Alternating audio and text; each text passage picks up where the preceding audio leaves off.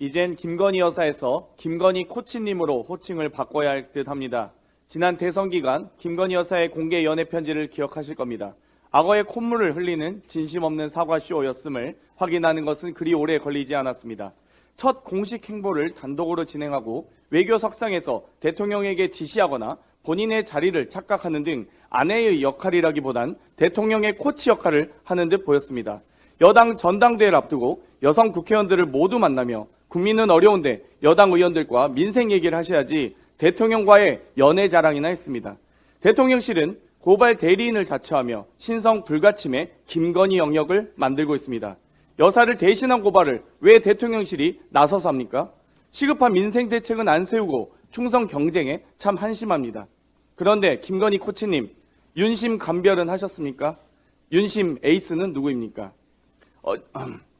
어제는 김건희 여사가 캄보디아 환화를 대통령실로 초청했습니다. 건강이 회복된 것은 참 다행입니다.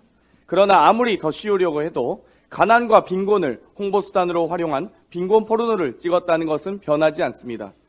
위드 헤브론 측은 환화에 대한 치료 계획에 대해 이미 밝혔습니다. 운영하는 공식 블로그에서도 김건희 여사 방문 전 이미 작년 5월에 환화를 위한 한국 의료진의 방문 계획, 비행기 탑승 가능한 아동의 한국 수술 예정 등을 공개하고 있습니다. 그동안 아산병원과 헤브론은 연결이 되어 있어서 무료 수술도 해왔답니다. 이미 준비되어 오고 협력 시스템이 있는데 김건희 여사가 방문하자 일사천리 스토리를 만들기 위해 노력하는 대통령실의 노력이 눈물겼습니다. 그런데 김건희 여사님, 이태원 참사 유가족들은 초청 안 하십니까? 무책임 에이스 이상민 장관 해임은 안 하십니까?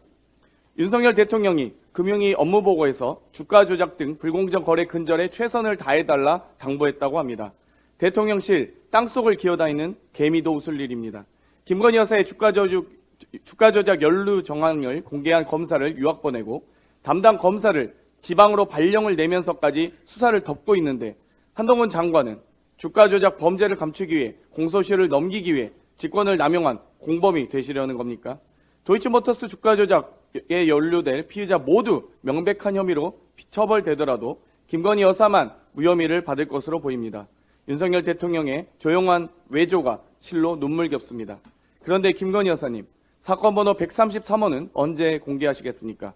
충성 에이스, 검찰에 출석할 생각은 없으십니까? 이상입니다.